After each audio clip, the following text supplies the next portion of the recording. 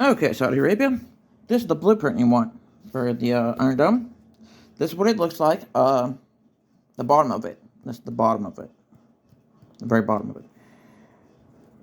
There are pile driver clamps right here on the legs, on the end of the legs, to hold it in place to the ground. Uh, and then there's a little bar here that goes to the control panel. This control panel is when you put the input to fire, and there's like a little wire tap right here that go into the rocket system. But that's what it looks like.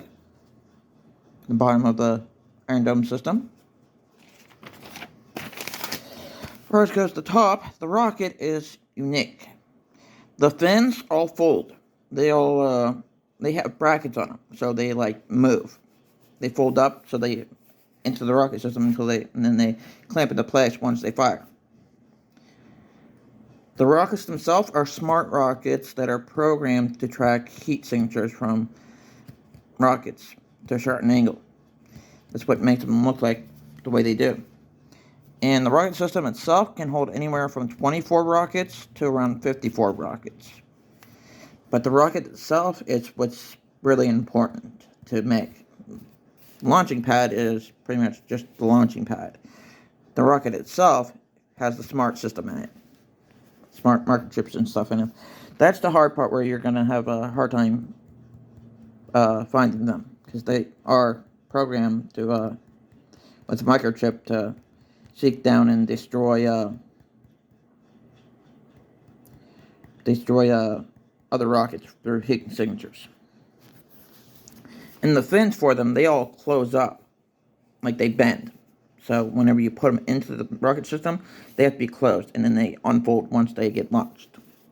They have multiple dorsal fins on the backside, right here, and right here.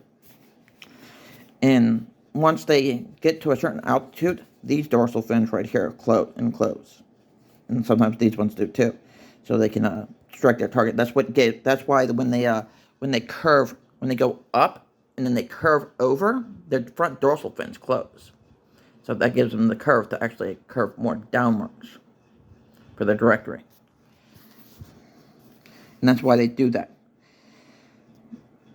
You can use pretty much, you could probably make any kind of type of rocket you want. The problem is you're going to have to find the microchips and program them yourselves. But I designed it back when I was in middle school, right before 9/11 happened. So, yeah. And after 9/11 happened, my teacher saw what I was drawing, and she confiscated my whole notebook of full blueprints and gave it to the police, and I never got it back. The military and the UN does not have the legal rights to this. Even if they say they have the legal rights to this blueprint and other blueprints were stolen by them, including the Bushwhacker. The Bushwhacker was designed by me. Their F-16 or their F-35 Raptor and a bunch of their other fighter jets were all NATO fighter jets were all designed by me. And I am 25% Iraqian, so Indian from Sassoon tribe. And my great-grandfather was exiled by Iran in the 1950s. So yeah, and I was reborn on 12/23/1989 at the Panama Canal. I'm sure you can guess what I am or who I am. But yeah, this is the Iron Dome blueprint. What it looks like, basic looks of it, basic outliers of the look of it. That's what it looks like. You should be able to replicate the bottom part with no problem. Getting the rockets, that might be tougher for you, but you should be able to make the Iron Dome system, the bottom part, with ease. You just gotta find a rocket supplier to supply proper rockets for the system. The bottom part of it is just the launching place where you input when the rocket's to launch, right here. And then there's a wire that goes up here that makes them go and launch. But the ground clamping system it has to be stable, and it has to be clamped into the ground. Otherwise, it might move, and if it moves too much, it could fall over.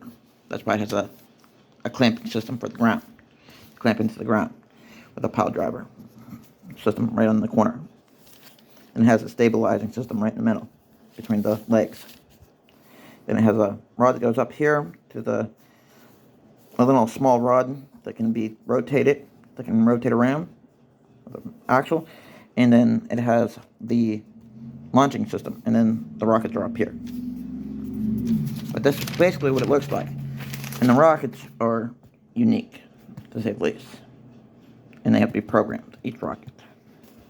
So finding a supplier for the rockets is going to be your toughest part.